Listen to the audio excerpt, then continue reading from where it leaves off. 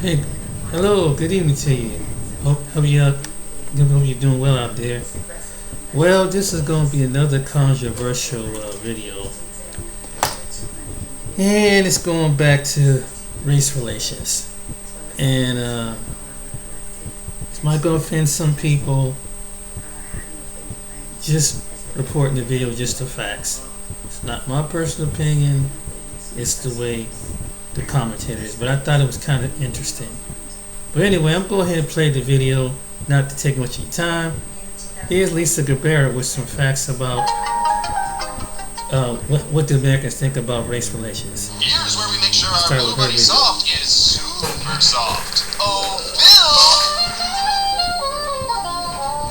Phil! Hey, turn on the light in here. Soft. Music to my ears. Blue Buddy, we make fun. 0.5 percentage point for black adults. Hold on. Here we go. Shout out to our channel.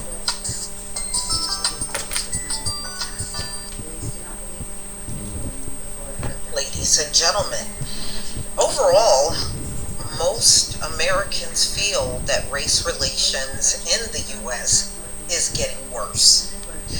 So this latest poll was done with black Americans. So most black Americans believe U.S. racism will get worse in their lifetime, according to a recent poll. Most black Americans believe racism in the United States will get worse during their lifetime, during a new poll. Washington Post IPSO poll that was released Friday said that 51% of black respondents said they expect racism will get worse, while 37% said they expect it to stay about the same. 11% said it will get better. It will get better. That must be the raccoons, y'all. So this was consistent across age groups of black respondents. Those 50 to 64 were the most likely to say they expect racism to get worse, with 57% saying so. Wow. While those between 30 and 39 said it would, be about the same. That was 43%. No more than 13% of any age group said they expect racism to get better. The results contrast somewhat with respondents overall. Almost 40% of all respondents said they expect racism to get worse, and they expect it to remain about the same. Only about a fifth said they expect it to improve. Nearly 70% of black Americans said now is a more dangerous time to be a black teenager than when they were teens, including almost 80% of those between the ages of 50 to 64 and 65 and older. Almost 60% of black adults said they are very or somewhat worried they or someone they love will be attacked because they are black. Pollsters found that the expected level of trust between black and white Americans seems to be low. 8 in 10 black respondents said they believe white people trust black people not too much or not at all, while 17% say they believe they trust black individuals a great deal or good amount. Well, I trust them almost as much as they trust me, and that is low. So white respondents were much more likely to say they believe white people trust black people, with 44% saying they think white people trust black people a great deal or a good amount. See, I don't believe they feel that way. Who are these people? It sure don't reflect what we're seeing out here in the public, especially with Karen. White and black respondents overwhelmingly agreed that black people do not trust white people much or at all, with 78% of black respondents and 70% of white respondents saying so. But black respondents did report that they are experiencing fewer instances of poor treatment in daily life than in 2006. Pollsters found notable drops in the percentage who said others act as if they are not smart or afraid of them and provide them with poorer service in restaurants and stores than other customers receive. I think it's worse today. I do. I mean, just judging from a lot of the videos that we're seeing of especially our people being accused of shoplifting, and then when you go look at the video, there is no shoplifting that was done, but they always get accused of doing it. Or you'll see like accusations made, and then later you find out that nothing happened and the accuser is really the one with the problem. So the poll was conducted from April 28th to May 12th among 1,225 non-Hispanic black adults and a partially overlapped sample of 1,018 U.S. adults. The margin of error was 3.5 percentage point for black adults and 3 points for you. Wow. Want to discover Ohio liquor? Chances are you already have. These commercials. Because this moment, brought to you. 0.5 percentage point for black adults and 3 points for U.S. adults. Well, let me just put it to you this way, and this is my observation. I have never seen race relations get better in my lifetime. I have not seen it get better. So when these folks, the small percentage said that they expected to improve, based on what? Because we're not seeing it. All I have to say is if it's improving, it must be invisible because nobody sees it. But maybe their whole perception is just different.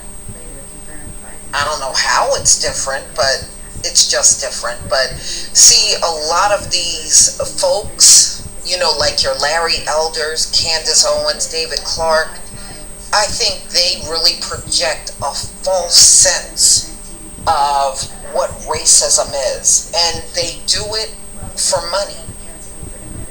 Candace does what she does for money. So does Larry Elder. All of them. You know, all of them that are out here that are taking these positions against the black community, they're all doing it for money. So it's disingenuous when you look at the whole grand scheme of things. I think when nobody's around, they know racism is wrong, and they'll probably talk about it privately. But when those cameras turn on, they take a contrary side to the community that they come from. But y'all, please tell me what you think about this video. You think that was something? Watch this video. Go back to Africa, what he said about American leaving churches to find out who are black Americans are in the Bible.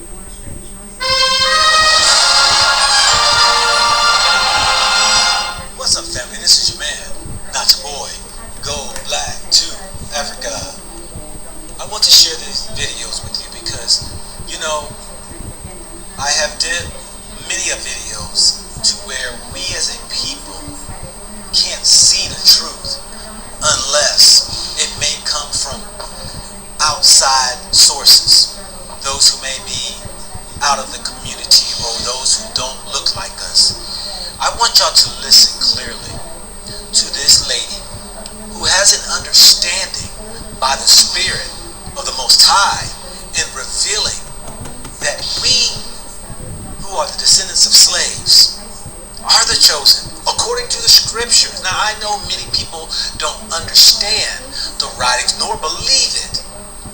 But when you hear the Europeans who begin to understand that the scriptures are far from what they were taught in their churches and realize that these people, us, are the ones that the Bible are describing as the children of Israel. And listen what she says about those who are in the land of Israel. As well as the man talking about the injustices and the prejudice of America that are being done against the black people. Take heed, for the answers and the truths and the voice of the Most High are being spoken through those who are being moved to share the truth. Hi. What did you say to me? You said you read Deuteronomy 28 and you said what? I read the whole Bible. I started when I was 5 because my mama was either going to make me sit there and listen to her read it for an hour a day, taught her to let me read it for myself. It took a while. I was a kid, the King James Version. I prayed for understanding. Maybe because I was a child and I really meant it, I was able to get it. Because I started reading, everything I was reading was not lining up with what they teach you on Sunday. And I kept reading, it kept being different. And I was a kid, so I thought maybe I was reading something wrong or I didn't have some understanding. It took me a while for me to realize it wasn't about me being right or wrong. The Word is right. And what the Word says is completely different from what they're going to teach you. I'm not going to teach you what's in that book. You got to read it. I was 5, started. By the time I was 8, I made it to Deuteronomy 28. At the end of Deuteronomy 28, I remember it clearly. I read it, I looked up and I said, wow, really? Wow, this is awesome. I was like, I know the only people that fit what's in this book of who it says that the true house of Israel is, the lost tribes of Israel. They're lost, they say they're scattered. We don't know who they are. I know who they are. It's clear. It's you guys. What do you mean by you guys? The folks that were sent through the transatlantic slave trade. The folks that are still in the lands of their captivity. Israel is in the lands of their captivity. There is no creation of the so-called Jewish state of Israel in 1948. That does not fit prophecy.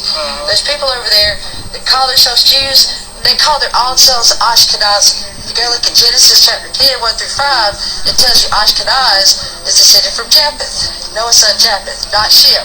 That means he's a Gentile. I'm a Gentile. We're Gentiles. And I mean, I wasn't brainwashed. I got the Bible before they did the brainwashing of the programming and try to make you think Egypt is white, which is ridiculous because it's Africa. So, all that's Africa. So, I'm thinking clearly because I'm reading, I know what's going on, And, I was a weird kid. I thought a lot. I thought about things. And, my mom, she was really cool because she never taught me no kind of hate. She taught me to respect. So what you say about the 1/3? Okay. That Bible that's told me the truth about the fake Jews, in Revelation 2:9, Revelation 3:9, they run everything. I gotta throw this in there. They run everything. The media, the entertainment industry, the banking, the world, pretty much. All the wars we fight is because they tell us to go kick ass. That's what America is. We are the Satan's military arm. Why I say Satan? Revelation 2:9, Revelation 3:9. I know those who say they are Jews, but do lie, and are of the synagogue of Satan. We don't read they Ashkenazi, they Japheth. I mean, it's clear. So what you say about the 1/3 ruling the earth? Okay, well, here's how I know that that's true. 1/3, because that's true, so the rest of it's true. You got stories in there, and it's all true. Lines up perfectly. It's all thing that makes any kind of sense. 1/3 of all nations will be left at the very, very end. You said and 1/3, 1/3 of Israel. You guys are going to be on top, y'all. From deep down inside, I knew I still believed, but I was done with going to church. There was too much hypocrisy, and it didn't feel right. So late in 2016 is when I hear that the black people brought here on the slave ships could possibly be the same people that the whole Old Testament is written about, the Israelites. And so I started to research that and read and watch videos and read things online. And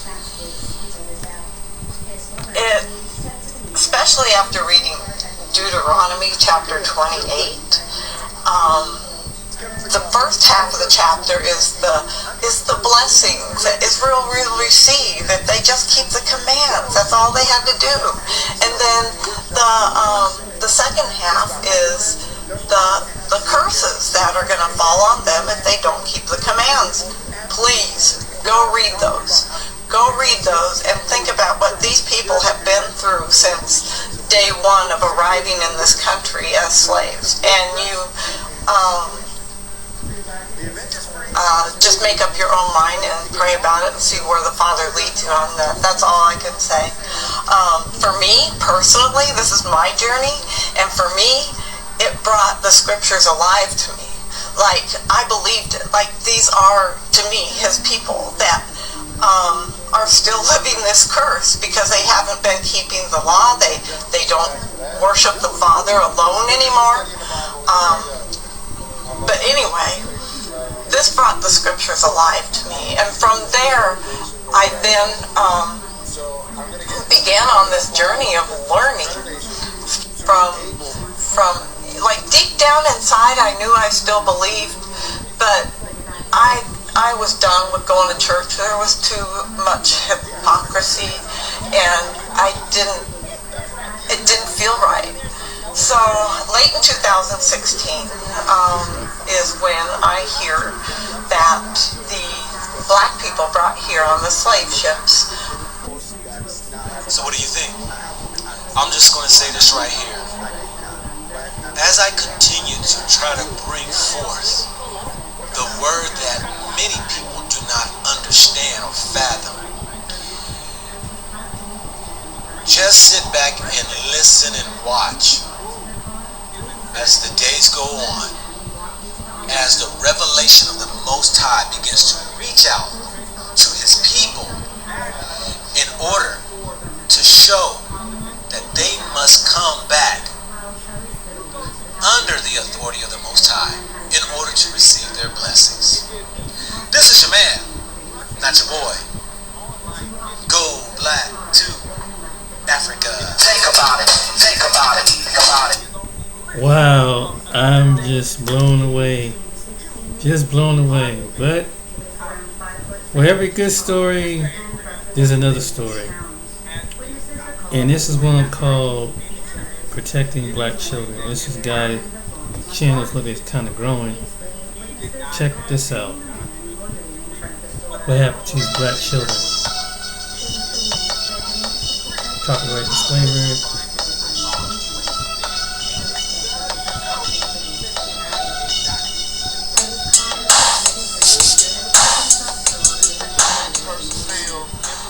Not gonna take my flag down. If I got anything to do with it, ain't no monument gonna come down. Sim, since he was adopted as a child. My whole family's white. Went to all white school, grew up in an all white neighborhood. My grandfather was white, and he was the main one that fought in this war here. They may make my blood boil if they just come up here and feel like they can just tear it down. I don't see me still living if they do that. That monument ain't hurting nobody. It ain't even racist. Black children have never been safe in the system of white supremacy. Now the reason I bring this up is because just yesterday I seen two different families with white parents and black children. When you know the history of black children being adopted into white families, you kind of feel for the kids because you feel like there's going to be something off about that child. And for the most part, in most cases, a lot of times this is the case. Now I'm a strong advocate of people staying within their race. So if a black child gets adopted by a family, I would prefer for that family to be a black family. And just the same as any other ethnic group, I feel like people should stay amongst their ethnic group when they're in the system. The so-called Native Americans have a law in place where any Native American child has to end up with a Native American family. You can look it up for yourself. A white man raising a black son, that's a big no for me. A white woman raising a black daughter, big no for me. These kids usually grow up being confused about racism, being confused about their sexuality, having identity crisis. There's just a number of factors that come into play when there's a black child in a white family. It's bad enough that these kids aren't with their biological parents. My brother and I, we were in the system at one point in our lives, and they told my mother, as long as I came to court and I looked like I was being taken care of, I wasn't being mistreated, I didn't look like I was being beaten on, that they would give my brother back to my mother. Well, that was a lie, because they basically just tricked her into getting me to that courthouse so they can take me also. Now just imagine how many times that this has happened to black families across this country. As I said before, black children are not safe. Black children are not safe in a system of injustice, in a system of white supremacy. These black children are not safe. So I want to bring up the Hart family. And if you know anything about this story, it's a very, very tragic story. Sarah Hart and Jennifer Hart committed a murder-suicide by dropping off a cliff with their 6 adopted children in the vehicle with them. And these kids were actually trying to seek some help, but it got looked over. Why? Because you have 2 white women that can do no wrong. Their whiteness is their currency. Their whiteness is their get-out-of-jail-free card in a system of white supremacy. And there were allegations being thrown at these 2 women for years, and nobody ever did anything. Even the young girl, Hannah, jumped out of a window and ran to one of the neighbors' homes and pleaded with them to not make her go back into that house because the 2 women were racist and they were abusing them every day. But again, they're white, they got brushed over, and sadly, this led to these children's demise. Sadly, again, black children are not safe in white homes. There's so many cases of black boys being buck broken to a degree when they're being raised by white parents. Let's take Madonna for instance with her son David. Now David, when he was younger, he seemed like a normal black kid, but over time you can tell he just began to get more and more sassy. And just look how she looks at him, and very weird. It's like he's almost like a sex slave to her. Very weird. But there's a grooming process when it comes to these black boys being with these white women. They'll be quick to take them out of some jeans and put them in a dress. They used to do this on the plantations all the time. They had the little boys running around like they were little girls. This is well documented. Charlize Theron, she's another one who groomed this little boy to be a little girl. Talking about, he told her that he's not a boy, he's a girl at 3 years old. What 3-year-old knows about sexuality? This is why I say this is like a grooming process. No child should be indulging in any type of sexual talk, any type of sexual conversation. That's called child abuse. Hell, my son told me that he was Sonic, so I guess I'm supposed to groom him into being a hedgehog. But again, black children being in white households is just not a good idea, and I do not agree with it at all. Now, another point I want to make, if you are in an interracial relationship, don't be telling your kid that they are biracial. That is not how society is going to look at them. They're going to look at them as being black, and that's just the reality of the system that we live in. So you don't want your kid running around confused, thinking that there's something else other than black. When they do get old enough to date, you make sure you push them in a direction to date somebody that's highly melanated. Please, we need to reverse them genes right on back. I wanted to share this article. This guy right here, he actually wrote this article himself, and it says, "My wife is black, my son is biracial, but white supremacy lives inside me."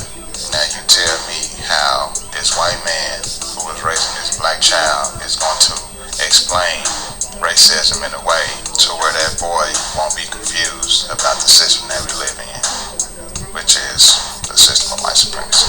White supremacy is a system that's operating, and those who consider themselves to be white, they practice this like a religion. This is either consciously or subconsciously honestly. I'm gonna always drive that point home. But the article goes on, and this is some very interesting stuff. And this is why I was talking about this whole identity thing when it comes to these kids. So he goes on to write, my wife and I told him to draw about his feelings, and what he brought back to us broke our hearts. In pen, he'd drawn a white police officer standing in front of a cruiser, holding a smoking gun and looking down at an unseen corpse. My son had written the words, "Kill me," with an arrow pointing down at his own body, lying lifeless just outside the frame of the page. Very, very interesting. Now the father goes on to write, I confess that there's still a part of me that tries to look for reasonable explanations when I first hear of a black person dying in police custody. Again, either consciously or subconsciously. Now he goes on to say that he wants to be part of the solution, and this is a part of him that he needs to destroy. But why didn't you think about all this before you decided to lay down with a black woman? Just asking. I'm just asking the question. It just goes to show that this anti-black racism is so deeply rooted. It's rotten to the core. Now, I don't know if y'all remember the story, but when I first heard about this one, I mean, it really, really, really broke my heart. But this is the story about a man killing his black daughter and then turning himself in. So the article goes on to say, white man kills his biracial daughter, turns himself in. Joshua Burgess has also been charged with statutory rape, first degree statutory sex offense, first degree kidnapping, and first degree sexual exploitation of a minor. Heavy, heavy, heavy charges. Okay, so then it says, a North Carolina man believed to be a white supremacist. No, he no believed to be anything. That's what he is. That's literally what he is. And he still set up and laid up with a black woman and had this black child. But it says, confessed to killing his 15-year-old daughter and is now in custody. And he went on to basically describe what he did and how he did it to his own child. And she was such a pretty young lady. Just a sad story. And I won't get into details because this stuff is horrific. If you do remember this story, go back and read it. This is just, man, just reading it it's amazing how somebody can do this to their own child. So Burgess is currently waiting on his execution date, if I'm not mistaken. And that's good. That's what's supposed to happen. So one thing I do want to leave y'all with is protect the babies. Protect these children. Because again, these black children are not safe in the system of white supremacy. That concludes this session of Coded Dialect. And remember, in your first year of college, it's not about making friends. All that matters is you get your study habits down, get all A's. Terrible. Don't do that. You'll get so sad, especially when you're transitioning to a new place, a new state, a new school. It is no secret that slavery was a dehumanizing institution where human beings were treated as property and denied their basic rights. However, what is less known is the extent to which enslaved people were subjected to medical experiments without their consent, often resulting in immense suffering and even death. It's hard to imagine that medical advancement could come at such a cost, but the truth is that the contributions of enslaved people to modern medicine cannot be ignored. From the 18th to the mid-19th century, slave owners and doctors regularly experimented on enslaved people without any regard for their well-being or human rights. These experiments ranged from vaccination trials to surgical procedures, all with the aim of advancing medical knowledge for the benefit of white society. It's estimated that tens of thousands of enslaved people were subjected to medical experimentation, and many of them lost their lives in the process. In fact, one study found that the average lifespan of a slave subjected to medical experimentation was just 5 years. But the cruelty doesn't end there. Enslaved people were often dehumanized and treated as mere objects, with their bodies used as vessels for experimentation without any consideration for their pain or suffering. In this video, We will be exploring the stories of some of these individuals and the medical experiments they were subjected to.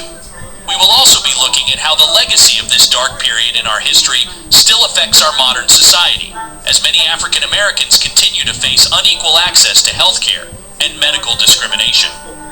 Before we jump right into the video, be kind to hit the subscribe button to stay on the channel. To fully understand the gravity of this topic, we must first take a step back and examine the societal norms of the time. During the 19th century, enslaved people were seen as property rather than human beings, and as such, their bodies were often used for medical experimentation without their consent or knowledge. One of the most disturbing examples of this practice was the use of enslaved pregnant women for surgical practice. In the mid-1800s, Dr. J. Marion Sims, often referred to as the father of modern gynecology, performed a series of experimental surgeries on enslaved women in Alabama. Sims used these women to perfect his surgical techniques for repairing vesicovaginal fistulas, a condition that can occur during childbirth and can result in urine leaking from the bladder into the vagina. Sims performed countless surgeries on these women, often without anesthesia, and kept detailed records of their pain and suffering. What's even more disturbing is that Sims believed that black women were immune to pain and often disregarded their complaints of discomfort during these surgeries. In one particularly gruesome account, Sims performed over 30 surgeries on a single woman, known only as Anarcha, without providing any pain relief. He also performed experiments on new mother named Lucy, who had given birth a few months prior and hadn't been able to control her bladder since. During the procedure, patients were completely naked and asked to perch on their knees and bend forward onto their elbows so their heads rested on their hands. Lucy endured an hour-long surgery, screaming and crying out in pain, as nearly a dozen other doctors watched. As Sims later wrote, Lucy's agony was extreme. She became extremely ill due to his controversial use of a sponge to drain the urine away from the bladder, which led her to contract blood poisoning. I thought she was going to die. It took Lucy 2 or 3 months to recover entirely from the effects of the operation, he wrote. Sims's experiments on enslaved women continued for years, and he eventually went on to perform similar surgeries on white women, using the knowledge he had gained from his previous experimentation on black women. But Sims was not alone in his use of enslaved people for medical experimentation. Other doctors, such as Dr. Walter F. Jones and Dr. Robert Marion, also performed surgeries on enslaved pregnant women and enslaved men in the pursuit of medical knowledge. Dr. Walter F. Jones was a physician and medical researcher who lived in Alabama during the mid-19th century. In 1844, he was appointed as the physician for the Alabama Penitentiary, where he began conducting experiments on the prisoners. However, his experiments soon expanded to include enslaved people, whom he purchased specifically for the purpose of using them as test subjects. Jones conducted a range of experiments on the enslaved people, including surgeries and injections. He claimed that he was testing new surgical techniques and trying to find cures for diseases such as tuberculosis and pneumonia. However, his methods were often brutal and caused immense suffering for the enslaved people. One of the most infamous experiments conducted by Jones involved the surgical removal of an enslaved woman's uterus without anesthesia. The surgery was performed in front of other enslaved people who were forced to watch. Jones claimed that he was testing a new surgical technique for the treatment of uterine cancer, but the woman did not have cancer. Jones also injected enslaved people with a range of substances, including morphine and arsenic.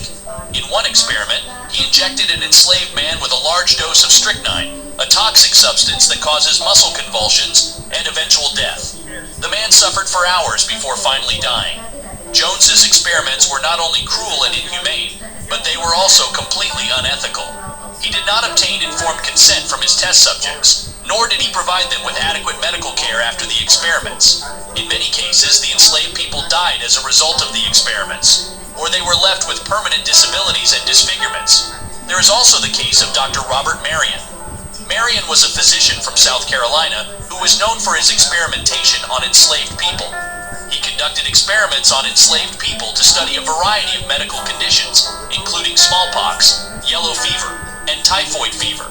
Marion believed that by studying the bodies of enslaved people, he could gain insight into the workings of the human. Eliminate tired, achy feet with Dr. Scholl's massaging. And I'm going to show you when I made a video before, because some people, this goes back to this woman. with everybody propped up as this woman who saved up medical procedure. Margaret Sanger. What did Margaret Sanger say? Planned Parenthood, right? Watch this.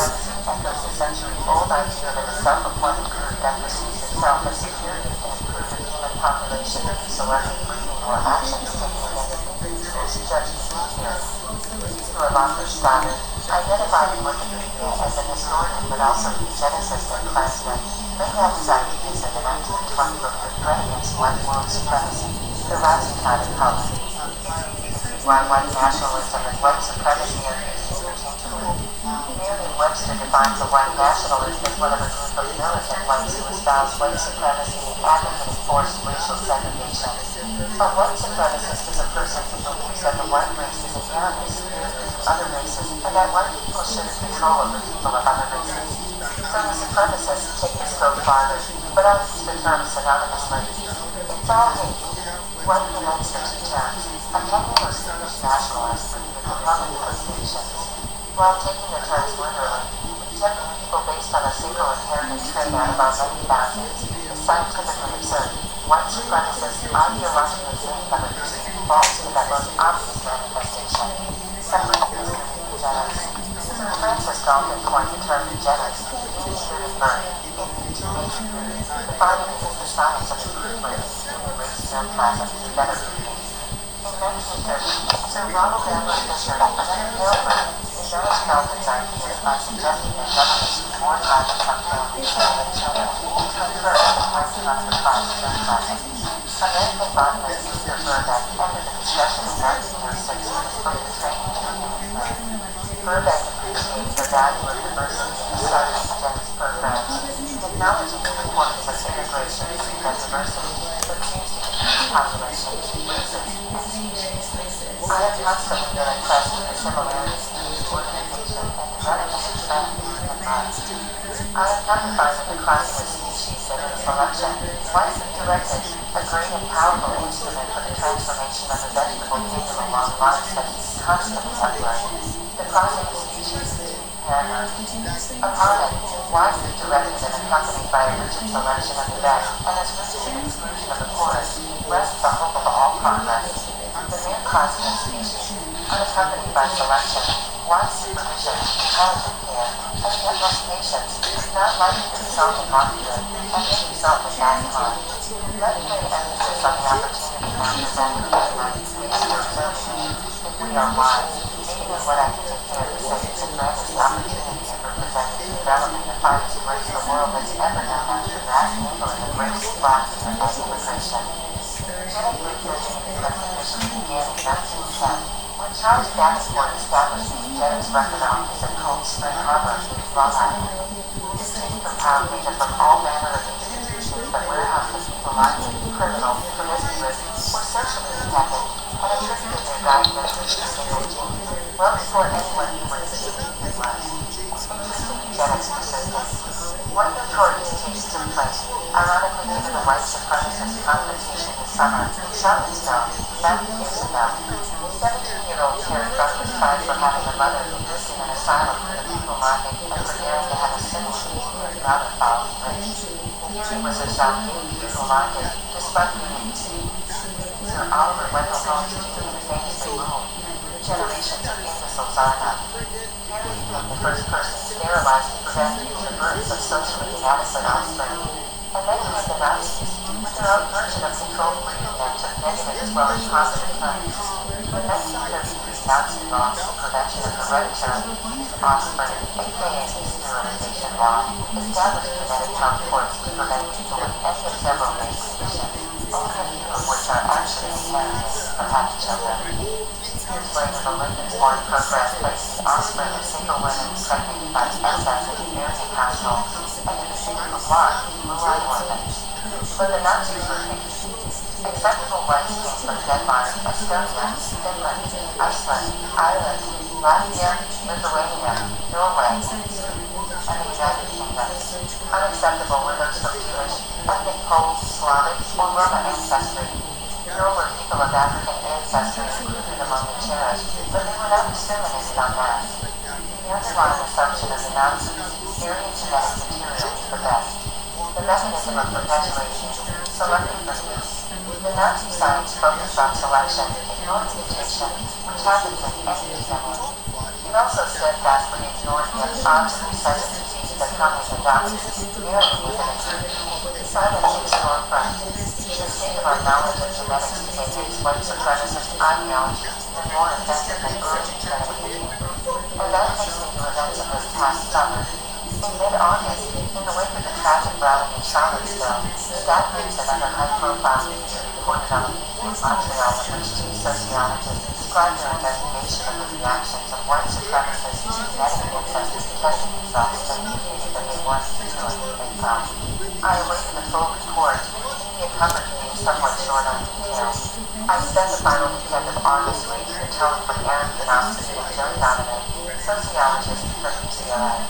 That sucked me into Stormfront, the online community source for their negative treatment quotes. I've been only reading in small doses, but noticed posts indicating a good grasp of genetics. My analysis, never of white nationalists from a geneticist, why white theory is a terrible idea, was published online in Science Trends. I pulled the most alarming quotes from the Stormfronters, analyzed that they were accurate and not, pointed out the flaws and assumptions of DNA ancestry testing and interpretations, and reviewed the genetics behind skin color. I plan to write another article, using a different set of Stormfront remarks, here for my weekly DNA science post. I blog when the president's false equivalency of white supremacy and people protecting their hatred re-emerged. And of course it did. Our tweet leader perhaps was excellent sharing the spotlight with her again. So a few days ago, I clicked on Stormfront to find some live-view examples of neo-Nazis speak for this week's post. Good eye. Afterwards, the American Nazi Party is a place to go for those with less melanin can't handle the fact that by 2055, most of the U.S. citizenry won't be white. I tried sneaking into Stormfront through Wikipedia, where I discovered Stormfront was a white nationalist, white supremacist and neo-Nazi internet forum, and the web's first major racial hate site. In August 2017, Stormfront's registrar seized its domain name against the claims that it promoted hatred and that some of its members were linked to murder. What? Not surprisingly, judging by the TV Torch holders in Charlottesville not even ashamed enough to hide behind white I'll stop another Stormfront 3 traffic minutes. has surged since the I'm going to speak 2016 from here. election season and the presence of those who might support white supremacy has gone to the White House. Genetic testing became a hot topic. Stormfront vanished on August 29, 2017. My memo to white nationalists from a geneticist appeared August 28, 2017. Coincidence? Most likely. But I'd like to believe that my article helped to bury the speed grounding technique. Fight eugenics. Support eugenics. Reply.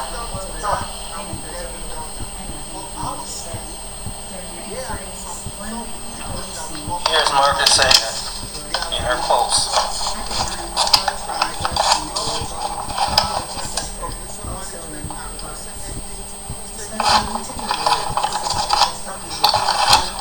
And good people, you watch this video. I want you, all you women, you feminists, all you white feminists and stuff, even black feminists, what goes on with white feminists? Watch this. Read it. Let me read it for you. I believe that white people were superior to other races. I embrace Hitler's eugenics ideology and I support the Ku Klux Klan. I push for the forced sterilization of all those less fortunate than me. I oppose a charity welfare programs for the poor because I believe that they were better off dead. I usher in a war where abortion has enabled my idea of some lives matter less. I am Margaret Sanger, founder. Look at this. Founder, Planned Parenthood, hero of the liberal left. There's your hero. There's your hero. Ruth Ginsburg. Your hero. Hillary Clinton. Your hero. Let me show you. most merciful thing the large families does as members is to kill it. Margaret Sanger, Barack Obama, we're truly grateful to have that you planned her. God bless you. First black president, Barack Obama. Explain this, people. You Democrats. Explain this. Eugenics has to such start long before by my time has been defined as including feel-free and prevention of contraception. We used to have chopped up again a form of selective breeding. It has nothing to do with women's health. It has nothing to do with this shit. This old crazy bitch, that's what she was. Got her quotes right here. And y'all, and if you're a black woman that runs this organization, you run the eugenics organization. This is your legacy. Here it is right here. Margaret Sanger, founder of Planned Parenthood, October 6, 19, ordered to eliminate what she thought was the inferior races, was Orientals, Jews, and blacks, and she referred to them as human beings. Her father was a village atheist. She died of alcohol and a drug addict. Come on, please justify this. Please, someone justify this. You have half the world about to threaten to kill the justices over this bitch who died 90-something years ago. And I hope she burning in hell every day her life. Look at this. This is your quotes. This is who supported Margaret Sanger, Hillary Clinton, in the eugenics program. That's for you Democrats.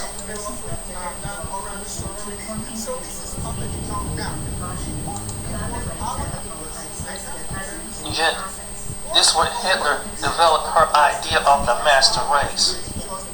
Exterminate Jews. And the blacks was the second one to exterminate. She's a hero. And she did it. Even this would not be accepted because I believe that now immediately we should be with nationalist extermination with certain genetic types of our population who are being encouraged to breed and would die out, the government not feeding them. And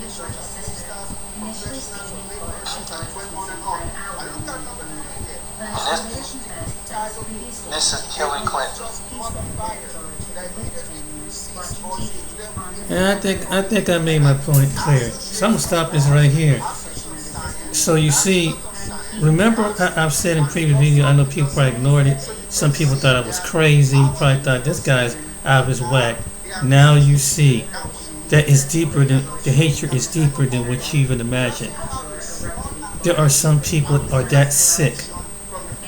And there are people who are going to vote for the one to fight the Supreme Court, agree with Biden and Kamala Harris and that left wing to bring back abortion, to finish wiping off different weeds off the planet.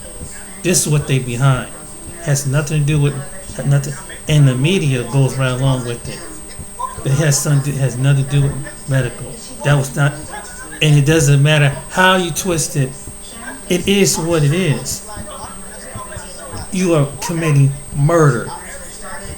It is what it is. And when you stand for all those women who never repented, all those people who supported it, all those people behind it, when you stand before the God Almighty, when you have to look Jesus Christ, Yeshua Mashiach, the one we celebrate on some Christians celebrate on Christmas, you're going to have to look him in the face and try to justify why you okay with pro-choice and exterminating the baby. I want you to look at him and his angels in the eye.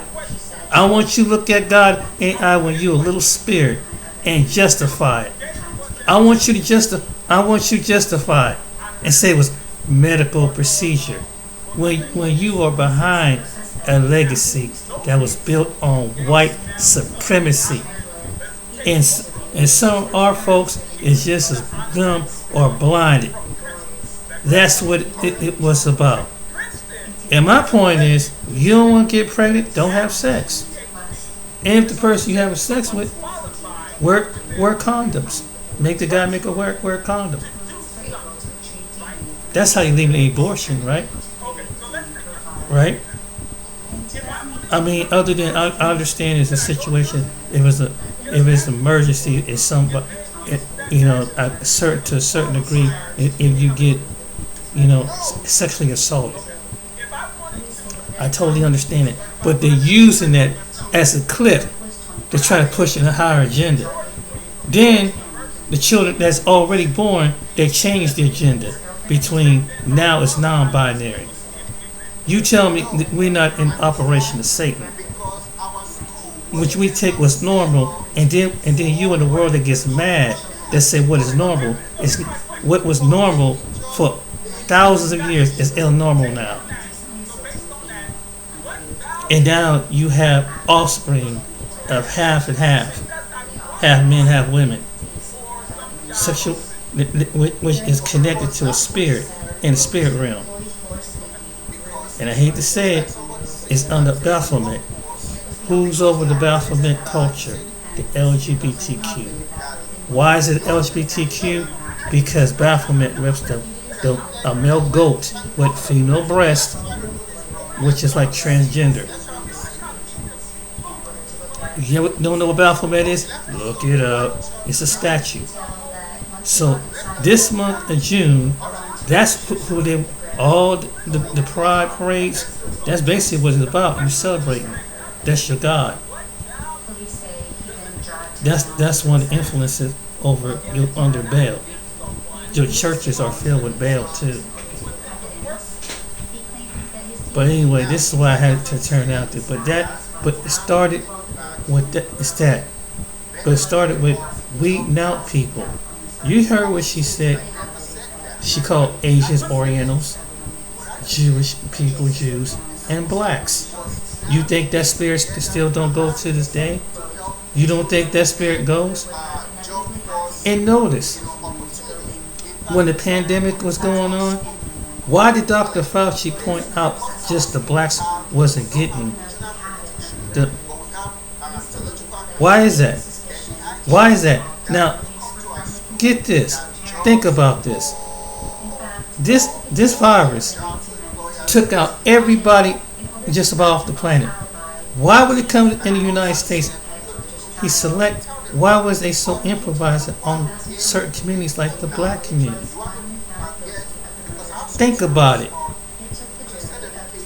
And he said, well, because the ski Gary. No crap. Look what you've done.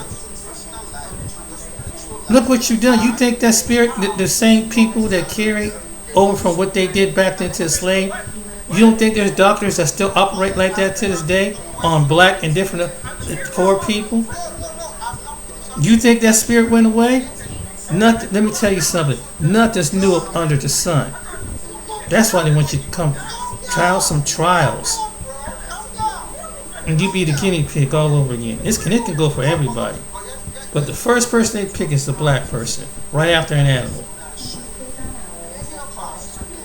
I'm dropping truth. Racism is deep. It's spiritual. I'm trying to tell you. It's deep. It's a deep hatred. People don't, I know people probably watch my video, think I'm nuts. I have to point it out. Even some people that's sad what happened with even when you adopt someone of a different race, you still got there are some people still got these feelings. Not all, but some people adopt black children. Some, not all.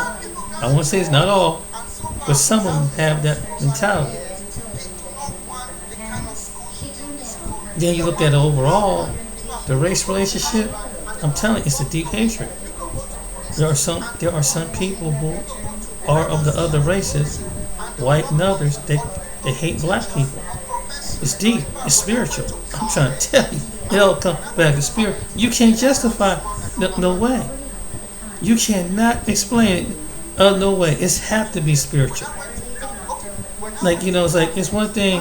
Now, if I didn't like a group of people, I won't go around the group of people. And do you ever notice the most precious people are always around people that cause the most ruckus? And I have went cities and towns on my channel that if you were white, there are predominantly white majority towns and counties throughout the United States. So there's no need for you to be prejudiced if you don't like any group or other group of people. If you that type of person that don't want no black person next door to you, or don't want no black person in your family, or want your family member with a black person. Yeah, I know how that go. I say, hey, I point out the cities and states. So what's up with it? So I would like to ask the people who have this problem with this psychological prejudice and the ones with the direct prejudice. If I had one question, what is the problem? You have a choice to go. Look on my channel. There are towns, if you want to, again, or if you agree with some white people, because you can be Hispanic or any other group of people don't like black people. They might accept you out there too. You know, because that's one reason why they want to get away. I mean, let's be honest. That's why some people do, of course, want cost of living and everything else, but you ain't got there too many of us. But that's for the people who are prejudiced. If you're not prejudiced, it don't apply to you. Don't, hey man, what you trying to say? Oh, what? No, I'm saying to the people who subconsciously are racist. That's why when I always do this, people see it here and they see it here. That's subconscious. And they can't help it. So you subconscious. If you're not subconsciously prejudiced, you're white or any other race, just don't respond to you. But the ones who come to who watch this channel, who are prejudiced and they know that they're prejudiced, this is for you. That's why I designed this. So explain it. And just because when my videos, I give you something to think about. There's always a solution. But you see, overall, you see how deep racism is? It's to the point that I don't like you. I will avoid a bill to extinguish, knock half of your population of people off the planet. That's playing God. That's what Margaret Sanger did. And there's a lot of people like that. Directly and subconsciously is like that. Your Democratic Party is one of them. They'll smile and say they got their favorite black friend, but can't stand black people. I'll give you something to think about. And some black people will sell out, and some know about this, and some who don't. The ones who know about it, you're a sad person. You think you was the only one? And the ones who agree with it, it could have been you as a black person. That Margaret Sanger said you could have been one of the weeds. Because who's to say that out of the 50 million babies, 75 million were African American? How many would have been bright? How many would have been male or female? How many probably would have been able to solve the world's problems? How many? But I know what some people like that, you were taught that what you've been programmed on TV, that your people are no good. So you don't like it because not because a certain individual do no good things. So you don't want to be part of it. And there's some black people like that.